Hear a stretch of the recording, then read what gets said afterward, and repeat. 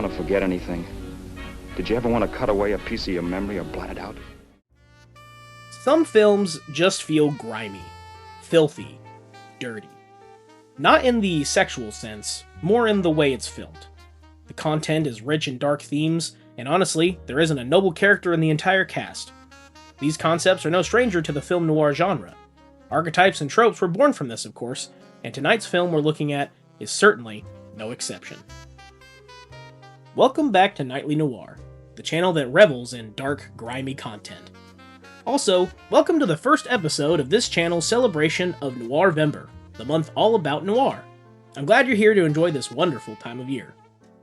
In the world of film noir, there are plenty of dark, dirty stories. However, tonight's episode is dealing with a film that's very dismal, despite not having anything to do with a private detective or other usually dark tropes. Tonight, we're looking at Edgar G. Ulmer's 1945 indie film, Detour. Let's get into it.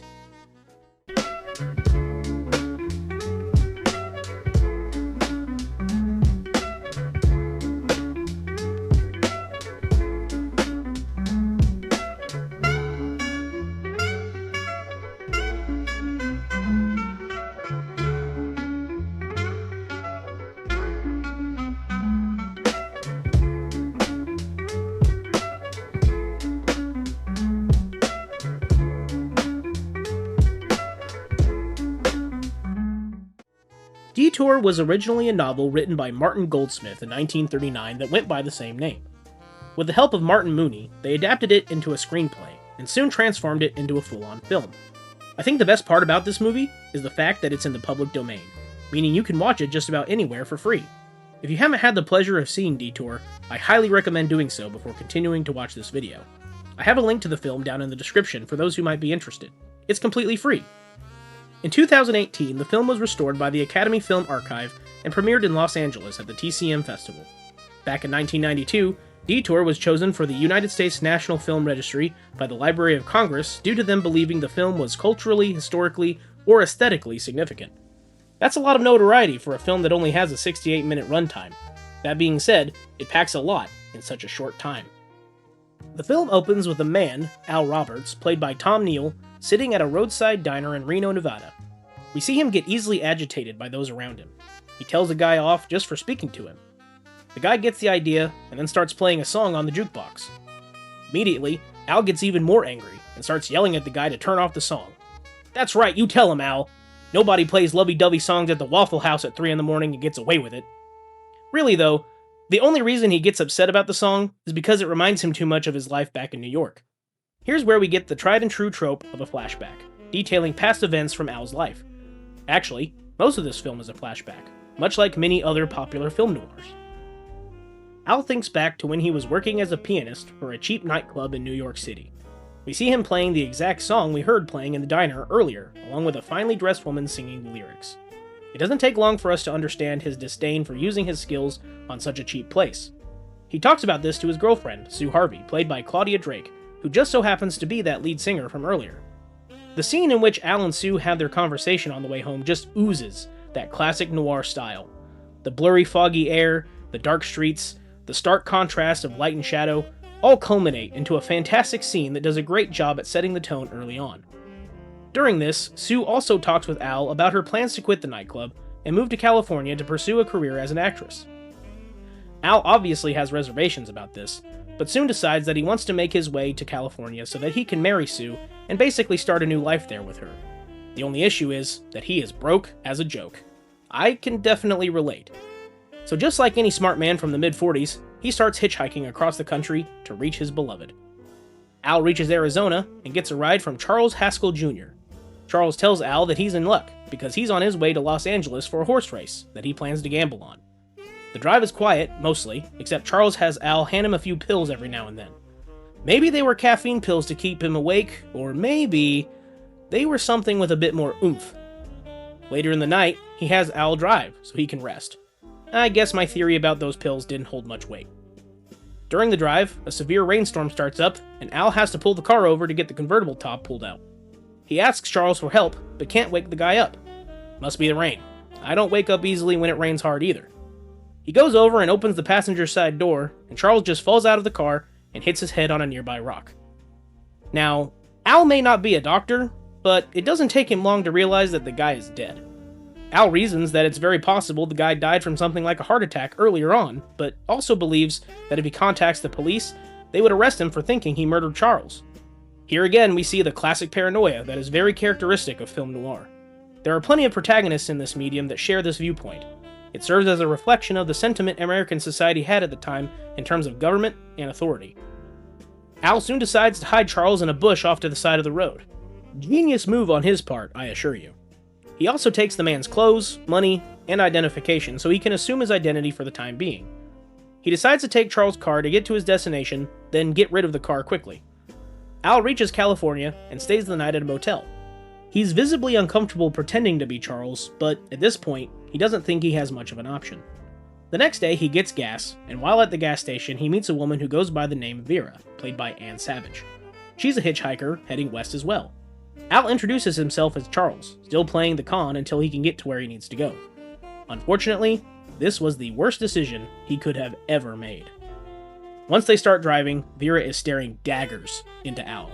She's quiet, but her expression looks as if she's about to tear his head off. Al looks visibly uncomfortable by this. Eventually, she asks about who he really is in more detail. Al tries to defend himself, but Vera exposes him by saying that she actually was picked up by Charles back in Louisiana. She traveled with him up until Arizona because Charles started coming on to her, and she wanted none of it. That's certainly a big coincidence that these two people should meet under such circumstances, but you know how it goes with movies. Al explains how Charles died, and Vera gets the idea to blackmail the poor guy by threatening to turn him over to the police. Man, this guy just can't catch a break. She steals the money Al had gotten from Charles, and also wants all the money they can get for selling Charles's car. Vera is one of the biggest examples of a femme fatale. She knows what she wants, and does everything in her power to get it. We'll see how far she'll go as the story progresses. Once they make it to Hollywood, the unlikely duo rent an apartment under the guise of Mr. and Mrs. Haskell. They do this to establish an address for when they go to sell the car.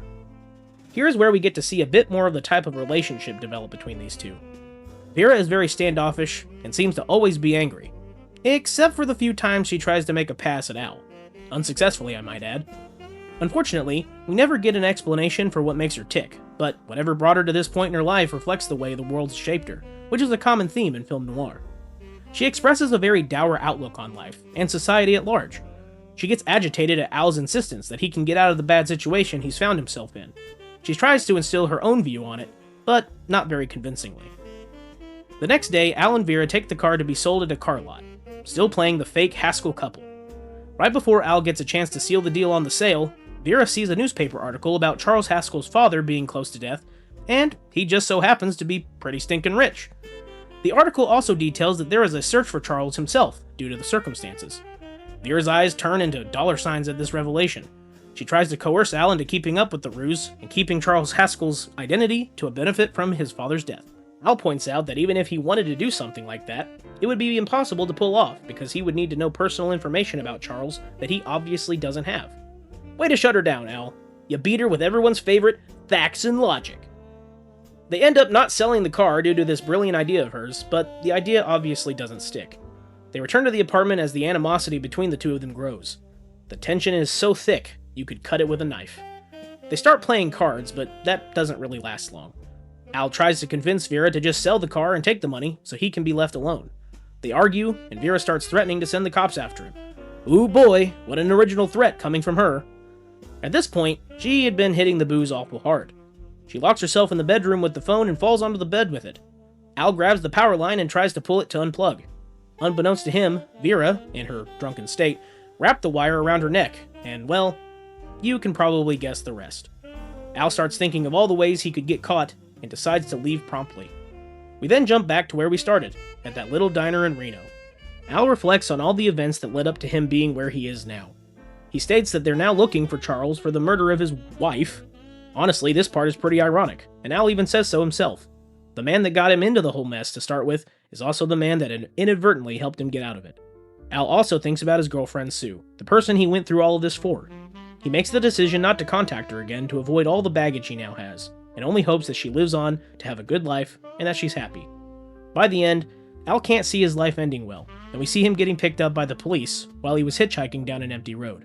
This marks the end of the story of Al Roberts. Man, What an ending. I hope you now understand what I mean when I say this movie feels grimy. Not only does the style of the movie lend itself to this notion, but the utter hopelessness it conveys as well. There's an old saying that goes, "If it weren't for bad luck, I'd have no luck at all." And I believe that phrase perfectly describes Al throughout this entire film.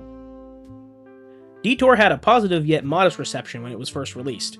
Much like many other film noirs of its time, the film would not be fully appreciated until much later. Many critics stated the structure of the film was well thought out and broke from other melodramatic patterns of the time. One critic noted how much they enjoyed the ending, citing how it wasn't your typical happy ending. Ironically enough, this is how many popular film noirs end, though not all of them are as appreciated. In the decades following Detour's initial release, the film has seen even more widespread success and revitalization. It has now been described as a prime example of film noir, which I can totally get behind. The bleak nature of its protagonist and atmosphere set it apart as a particularly masterful exploration of the genre. This is no clearer than when you look at the film's central antagonist, Vera. As soon as she's on screen, she has a major impact on both Al and the audience. She's vicious, condescending, conniving. She's all the right kinds of messed up, and she serves the perfect role as the disaster that befalls Al. She's constantly threatening him, making him even more paranoid. She berates him, and at the same time tries to gaslight him into thinking that she's actually doing him a favor. Realistically, the best favor she could do for him is take the money and run, but she has this weird, incessant fixation on making Al's life a living hell. And she succeeds in just about every way. Many critics point out how she even impacts Al post-mortem by the nature of her death. Despite his freedom from her terror, he still ends up all the more worse off for it. I think it's safe to say she's up there with all the great femme fatales of the period, along with Barbara Stanwyck's portrayal of Phyllis in Double Indemnity. Al is more interesting of a character than he appears on the surface. He fits many of the tropes of your typical noir protagonist. He's cynical, paranoid, and down on his luck. Very much so. At the same time, though, he doesn't express much of the confidence we see in other protagonists such as Philip Marlowe and Raymond Chandler's works. Granted, Al is no hard-boiled sleuth. I mean, the man can only play the piano after all. Still, we see a man who still tries to hold on to some integrity when push comes to shove. He is pouty at times, but he shows resolve when not backing down from Vera when she tries to convince him of taking Charles Haskell's estate. He stands his ground, which is nice considering he spends much of the film just going with whatever Vera rants on about. He isn't a noble character by any stretch of the imagination, but a relatable one nonetheless. Not many films exude so much doom over the course of its runtime quite like Detour. Its rough and shoddy film quality only adds to the griminess of its characters and its world. This dark reflection of what just a few bad situations can do continues to haunt audiences to this day. It's no wonder how it has stood the test of time. Plenty of people have discussed how this film could have easily faded into obscurity, and yet its legacy persists throughout the years. Like I said at the start of all of this, if you haven't seen this film before, do yourself a favor and see it. This summary doesn't do the film justice as you miss most of the atmosphere and the fantastic acting work that Tom Neal and Ann Savage display. It truly is a film worth seeing and even revisiting from time to time. Well, that about wraps up this little number for tonight. What do you think of this film noir classic? Let me know in the comments below. Don't forget to check out my link to watch the film for yourself. I really think you'll enjoy it. Anyway, this has been Nightly Noir, happy Noirvember, and have a good night.